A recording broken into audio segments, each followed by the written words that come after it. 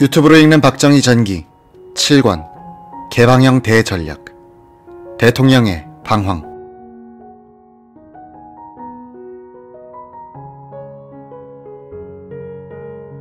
박정희 정권이 일본으로부터 1억 3천만 달러를 받아 선거에 썼다는 엉터리 폭로로 검찰에 구속됐다가 풀려난 김준원 의원은 5월 14일 국회 조사특위에 참고인으로 나가 이번에는 간첩 황태성이 사형되지 않고 오키나와에 살고 있다는 이야기를 종교계의 모 인사로부터 들었다고 말했다. 물론 이 주장도 사실 무근이었지만 약자와 반대자에 의한 선동과 조작은 면책되는 분위기 속에서 김 의원의 거짓말은 묻혀 넘어갔다. 박 대통령은 1964년 5월 15일 5.16 군사혁명 3주년 기념 메시지를 발표. 솔직하게 자신의 심경을 밝혔다. 그러나 개혁과 재건의 도정에는 남마와 같이 얽힌 허다한 제약이 따랐고 불가항력적이며 파생적인 모든 애로가 겹쳐 혁명의 본질과 과업은 불가피한 차질을 면치 못했던 겁니다. 혁명 지도자의 한 사람으로서 국민 여러분과 더불어 실로 통분의 심회를 금할 길 없고 자신 자괴에 여물 억누를 길이 없습니다. 5월 16일 오후 서울 교동국민학교 교정에서는 야당이 주최한 5.16 군사혁명 비판 시국 강연회가 열렸다. 약 2만 명의 군중이 모인 이날 연사로 나온 송원영, 정일영, 김대중, 조재천, 조영규는 5.16은 총칼로 합헌 정부를 전복시킨 민주 역행이었다고 공격했다. 구국의 결단으로 통했던 5.16의 정통성이 도전받기 시작한 것이다. 1964년 5월 20일 서울 시내 국외대학 학생들과 약 3,000명의 시민들은 서울대학교 물리대 마당에서 민족적 민주주의 장례식 및 성토대회를 열었다. 이들은 관을 메고 시내로 나와 최루탄을 쏘는 경찰과 맞서 돌을 던졌다. 이 시위는 박정희와 군인들의 감정을 건드렸다.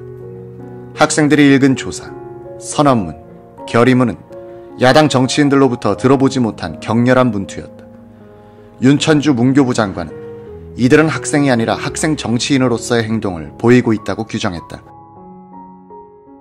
다음날 새벽 환길수 대위가 지휘하는 1단의 공수부대원들이 총기를 휴대한 채 서울 형사지법 청사와 양원 판사집을 찾아가 시위 학생들에 대한 구속영장 기각에 항의하는 사건이 일어났다. 신문들은 무장군인 10여 명, 법원의 난입, 압력, 숙직실 점거식의 제목으로 크게 보도했다.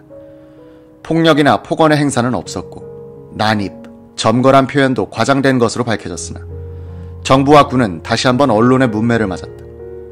정일권 총리 주재로 열린 안보관계 장관 및 군수뇌부 회의에서는 군인들의 행동에 대한 동정론이 우세했다.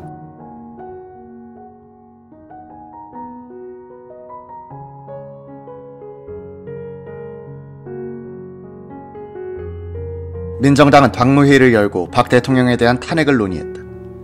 김영삼 대변인은 살인적인 민생고, 살인적인 물가고, 온갖 부정 및 의혹 사건, 학원 안에서 최루탄을 발사한 사건, 군인들이 법원과 판사집에 들어가 영장 발부를 강요한 사건의 책임이 대통령에게 있기 때문에 탄핵을 제소하는 쪽으로 기울어졌다고 했다. 5월 22일 국회에서 김성은 국방장관은 언론의 과장보도를 비판했다. 공수단 황길수 대위는 그날 근무를 마치고 사병 11명과 학생 데모에 관해 의견을 교환했고 격분한 나머지 새벽에 대기 중이던 앰뷸런스 편으로 또 근무 복장 그대로 법원과 판사집에 갔다. 사직당국의 미온적인 태도에 대해 항의하고 엄중 조치를 취해줄 것을 호소하려고 한 것뿐인데 마침 법원에서 취재 중이던 기자들이 이 사건을 어마어마하게 보도한 것이다.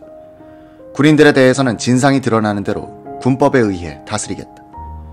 이 일로 황길수 대위 등 8명이 구속되는데 황 대위는 군 영창에서 기자들에게 이런 말을 했다.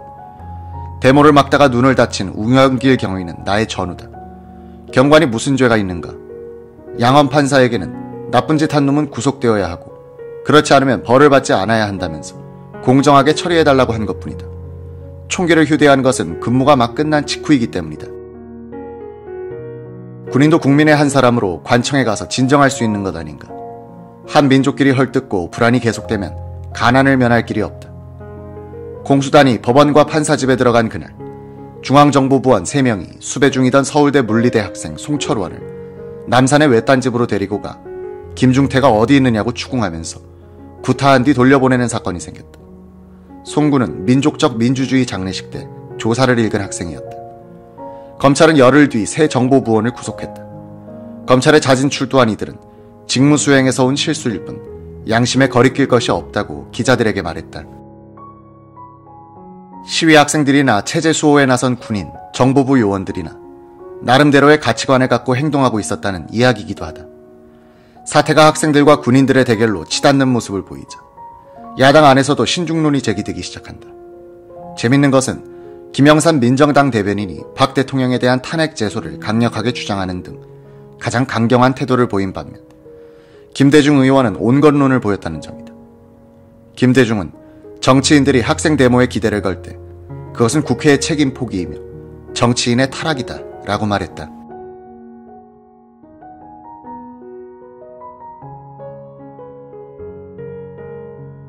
(1964년 5월 23일) 박 대통령은 호남 지역 시찰 중 기자들의 서면 질문에 답변하면서 이런 표현을 했다.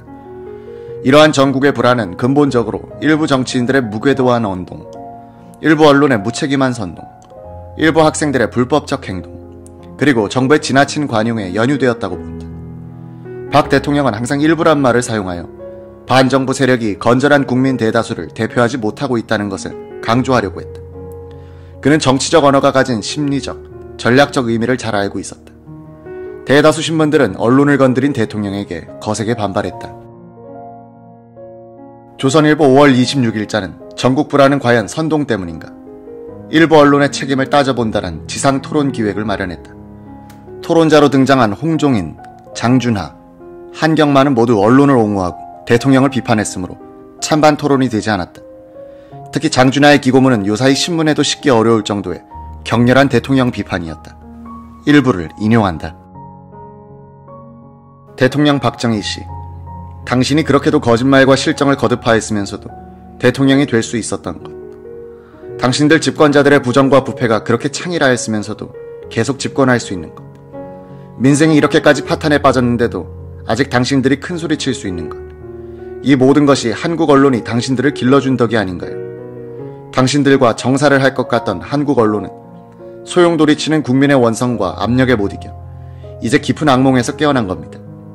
여보시오, 접대부의 치맛자락 같은 북구를 휘둘러가며 당신을 도와 당신을 대통령으로 만든 것이 한국의 언론이 아니겠소. 고마운 줄이나 아시오. 그 청렴하다고 소문이 높던, 그 강직하다고 정평이 있던 그 육군소장 박정희 씨라면 오늘의 이 사태를 정시하며 무엇을 할 수 있으리라고 생각해 본 일이 있는가요? 슬픕니다. 오늘의 그때 당신 같은 용기를 가진 그런 사나이가 없으니. 국회는 5월 27일 야당이 제출한 국방장관과 내무장관에 대한 해임 건의안을 표결에 붙였다. 이번에는 공화당에서 이탈표가 없이 큰 표차로 부결됐다. 이 결과를 박정희 대통령에게 보고하고 나온 공화당의 한 원내 간부는 기자들에게 하마터면 총재를 잃을 뻔했다고 말했다. 박 대통령은 이번 표결에도 공화당에서 반란표가 나오면 공화당 총재직을 내어놓을 생각이었던 것이다.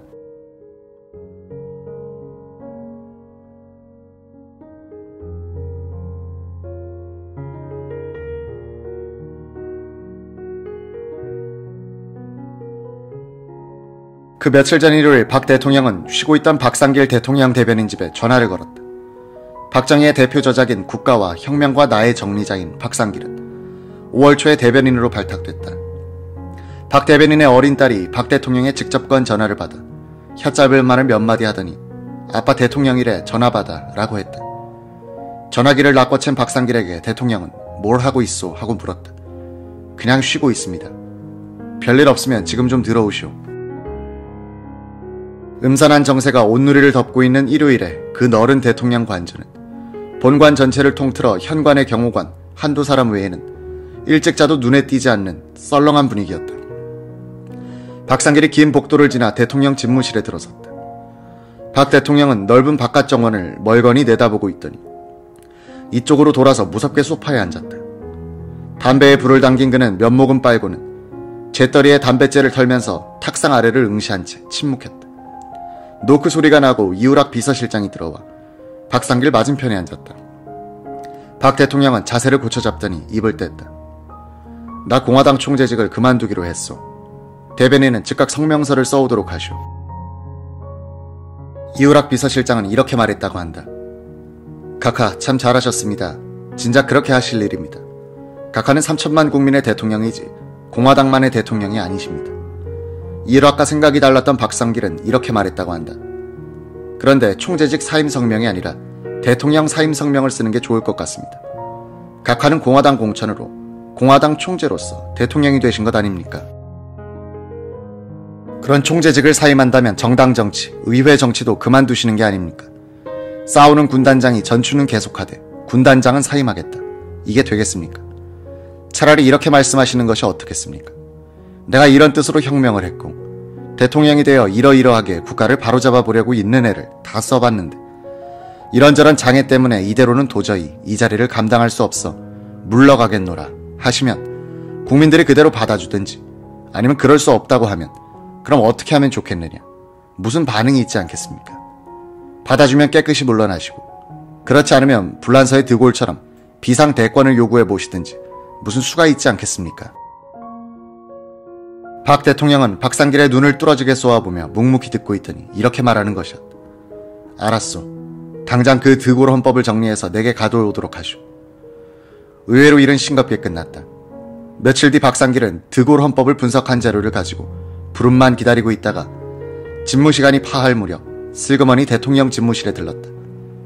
박 대통령은 아무 반응이 없었다.